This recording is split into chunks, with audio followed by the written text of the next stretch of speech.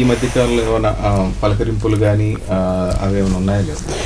నేను ఎక్స్పెక్ట్ చేయట్లేదు. నేను అది చాలా దూరం వచ్చేసాయి. ఇక వాళ్ళు పలకరించాలని కూడా. బాలయ్య కాల్పుల కేసులో వైఎస్ఆర్తో మాట్లాడి సయోధ్య చేసినట్లు అది బాలయ్య అంటే నాకు ఇష్టం ఫస్ట్ నుంచి. ఆ అబ్బాయికి ఎందుకు ఆ అబ్బాయి అంటే చాలా అభిమానం, ఎప్పుడు అభిమానం ఉంటుంది. అతనికి ఆ కష్టం వచ్చినప్పుడు ఎన్టీఆర్ కొడుక్కి ఇలా రాకూడదని అనుకున్నాను. అదే అతని స్వయంకృతాపరాధమే. అయినా అతను అమాయకుడు. ఆ విషయంలో అతను తెలివితో చేశాడని నేను అన్ను.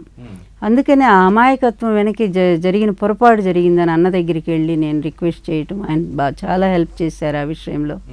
తర్వాత ఎస్ జగన్ కూడా చాలా వాళ్ళ నాన్నకి హెల్ప్ చేశారు. అట్లాంటి జగన్ మీద వీళ్ళు ఇష్టం వచ్చినట్టు మాట్లాడతారు. వీళ్ళు అసలు కృతజ్ఞత అనేది వీళ్ళ నరాన ఎక్కడా లేదు. పెంచి పోషించి పార్టీ పెట్టి పనికిమాలిన వాళ్ళందరినీ కూడా అధికారాలు ఇచ్చినటువంటి తండ్రి లాంటి దేవుళ్ళ లాంటి వ్యక్తికే ద్రోహం చేసినటువంటి పార్టీ తెలుగుదేశం పార్టీ.